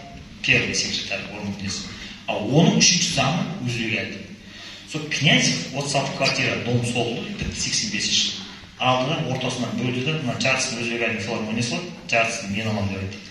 Өзбек әліге келіп, спискін көрсетіп, Князев жарысын алып отыр деп, Князевқа сәлем айтыңдар. Сонда не, оның ана аққұлақтардың бәрі квартирада тұрды да, мен сонда дәстүрлі әнші күйшілер сонда квартирада тұра ма, не жатақханада тұра ма? Ішкісін мен сызып, мен Князевқа апарып бердім да. Енді ойлайсыңдар ғой мысалы, қалай ол орынбасар начальник сызып. Себебі бұның крышасы бәрі Москвада. Бұл Москвада отырған Тежелникті өте жақсы. Тежелник Сусловтың адамы, Суслов Брежневтің адамы. Түсінесіз? Сондықтан адам қорқатын. Сол заманда істеген шын айтады. Сондықтан өзбек әлі қатты қыржылмейтін себебі сол орнынан алмайтын. Сосын 36 квартираны ұстап дейді қолына, мынам кіріпті мынау айтады. Барында таңдалуылар деп айтады. Мынандай жаңадан соғылған Алматыда қазақтарын пропискаға тұра алмайтын кезде, 22 жастамыз, сол кезде үйленгенбіз, бәрі баламыз жоқ. Бала бар ма жоқ па? сол мынандай кілтті алып келдік дейді ғой, прописка жоқ кезде квартира таңдап алған. Қазір алматы емес, саған қазір тараздан берсінші тетік алып аласың. Мен ойлап тұрмын, молодец, екінші этажда балкон мощный, ортасында жылы жермен 3 бөлмелі квартира алған екен деп күтіп отырмын ғой ананың кульминациясын. Сөйтсем тонды аралап әйел екеуі обойы жақсы екен деп однокомнатный квартира алған. Сонда Советский Союздың адамы обой көрмеген. Қағазды жейін. Соны сөйлі қап кеттім дейді. Кейін үйді сатып, жүйесін зор оқыдым. Ой, күйдіңді ғымдан деді. Жібер болды. Мына кесене, жетісек оны кітаптан оқып аласыздар, шайқас, жібер. Мынау қазір Түркістан мынандай жағдайға жеткізетін өзбек әлжанник, естеріңізде болсын, концепциясын бәрін орысшасы кеткен, ол кітаптан тұрып оқып аласыздар. Уақыт жоқ. Мынау яссауидің кесенесінің өз ішінде қалай жүрген тұрғаны, мынаның ішінде көктас жуатын кезінде әйелдерді кіргізбейді, дәрет алып, осы дәрет алып өзін жуамын деп өзі жуады. Сондай ішінің бәрі мебельдер қалай толтырғандары, оның бәрі алғашқы республикадан қалай келгені. Кесененің ішінде 78 жыл заң министрі келген кезінде свет жоқ, айналасының бәріне түйелер жайып жүріп, құт толтыратын болады. Соның бәрінің ішіне свет орнатып, айналасын бәрін сүргізіп, ана жаңа зданиядар плита төсететін осы. Сізде барып көріп жүрген яссауидің жарқырап жайнап тұрғанда төбесі глазурмен қаптаған бәрі өзбек әлжанник сол жерде шешініп тастап жұмыс істеген. Сол кезде арабша жазуларды оқисың деп Депсалиевті шақырады. Ол Москвада оқып жүрген өзі, Шығыстанында. Сол келген кезде екі адам землю көтеріп бардық. Анау Депсалиев, мен өзбек әлжанник деген заң министрі шақырыпты. Қашқан табуға болады деді, землю көтеріп барды екі адам. Артындағысы, мынау. Шынымен де, бұл қара жұмыс істей беретін болды. Алғашқы экскурсия болып айтады. Мынаның ішіне кірген кезімізде бәрімізді, қыз-келіншектердің бәрі отырғызып кетті. Қараңдар, кесте тігуді үйретемін, қыз болғандарына дейін көгененің көтін түгілмейтін жоқ болақтарды. Сөйтіп заң министрі бізге кесте тігуді үйретіп. Сол спорт үйретіп, ой, әңгімесі, мына кесене қатысты әңгіме өте қызық, кітаптан оқып аласыздар, жіберіңдер. Так, ең соңғысы мынау Арыстанбапқа не үшін бұл желенеді? Себебі бұл отырардың жігіті. Бұның ағайын туысқандарының бәрі фин соғысына кетіп келмей қалатын Спандиядағы туған ағасының қарын жайып, бір уыс топырақ қойып мола болып қойған, басына құлан оқып тұрсын деп. Сосын 12 жасында қайтыс болып кетеді, Мадина деген туған қарындасы бар. Оның да моласы осы жерде, Серім деген әкесінің моласы осы жерде, ары Жәнібек те осы жерде, 73 жылға қайтыс болатын Рахия деген өгей шешесі ол да осы жерде. Бәрі Арыстанбаптың арғы бетінде жатыр. Қазір көрінбейді, ту сыртына өтсеңіз 100 метр оңға қарай. Мен сөйтіп тағым, бұл қайтыс болған кезінде, өлетін кезінде баласымен келініп еді. Әне жерге сөзді соңғы өсиетіңіз не дейді? Сосын айтады, мен осылай да осылай кеңсайда жатпаймын дейді. Жатқым келмейді дейді кеңсайда. Өмір бақи шешемді 5 жасымнан айырдым, сағындым. Шешемнің қасына жатамын, апамның дейді. Бірақ оған үйтіп жатайын десе 75 жылы бұл территория мемлекеттің қарамағына алғанда адам жерлік деп ойлады болды. Бұлар басқа жаққа жерге. Сол қолымдарынан келсе айтып көріңді, мен шешемнің табанында жатамын дейді. Мақұл дейді, бұлар көреміз дейді. Сөйтіп, ол кісі қайтыс болады. Болған кезінде сөз етіп, бір сурет жібер. Мынау болған сөз жерде. Бұл өзінің өзбек әлі туған кісі Абан былтыр февральда қайтыс болды. Соның баласы Нұржан, бұны өзбек әлі оқытқан, өте грамотный адам, инженер. Өте білмейтін бәлесі жоқ. Ол осы жерде болдым дейді, сол өзі тұрады да, Қырымбек Көшербаев пен Иманғали Тасмағамбетов келеді. Сосын соңғы сөзі бар ма деп әйел тұрып айтады. Осылай кеңсайға жатпаймын, Арыстанбапқа жатқызыңдар деп айтты. Сосын Назарбаевқа телефон соғады, Назарбаев өзі Токиода жүреді, Нұреке осылай өзбек әлінің соңғы сөзі. Өзбек әлге исключение жасаңдар да ішке көңілдер дейді. Сонымен Қырымбек Көшербаев команда береді тағын 3 вагонды тіркейді пассажирский пойызға қосымша, біреуіне туысқандарымен денесін қояды, екеуіне жаңа жоқтаушы мұхлистардың бәрін жиналады. Сонымен кетеді, арнайы оператор алып, айдалаға барып 300 метрмен провод тартып, жерлеу церемониясын басынан аяғына дейін видеоны түсірген. Ол оператор тірі, мен іздеп келді, мен оны түсіргем деді, кассеттарды кесіп Қырымбек Көшербаевтың қолына ұстатқан. Кассета қайда екенін білмеймін деді. Видео табылса көруге болады, қалай болғанын. Сізге сұмдық болған. Алматының жартысы көшіп кеткен ол жаққа төменімізде. Сонымен мен барғаннан кейін бұған айтамын, осылай да осындай, бұл кісі үнемі шешесі жайында айтады естелігінде. Мен келген сайын басына Құран оқимын да, шешесінің басына Құран оқимын десем, таппай кетемін, мына кітап шығайын деп жатыр. Коррекция жүріп жатыр ар жақта қазір қатесін теріп жатыр. Енді іс алға басып, халыққа пайдалы болсын деп, мына әруақтар әлем мырза болсын, шешесінің басына Құран оқишы деп, моласын тауып берді. Тура мен екеуміз жолығып қалдық, случайно. Келісіп алып келгендей болдық та, өзбек әлінің басында жолығып қалдық. Жүріп кеттік деп тағын, мені алып барды тағын. Кесенені көріңіздер ме? О, қайықта жатыр. Менің артымда тұр. сосын мына тасты 84 жылы антропов өлгеннен кейін осындай мазарды қарайтуға дінге деген қысым азаяттағына соны пайдаланып алматы шеберлерге жасатына тасталып береді. Енді таста не бар, қараңдар. Жібер. Мынау Қаныш Томашқызы, мынау 36 жылғы қайтыс болған шешесі. Енді бір тас фото жібер. Жібер. Так, мынау мына өзінің келіп шеберлерге ойдырып жаздырған. Сенің жарқын бейнең ұлымның жүрегінде мәңгі сақталады деп жазған. Сөйтеді да осы тасты орнатады мына жерге. Астына шешесінің киіп жүретін мәсінің суретін сақталған.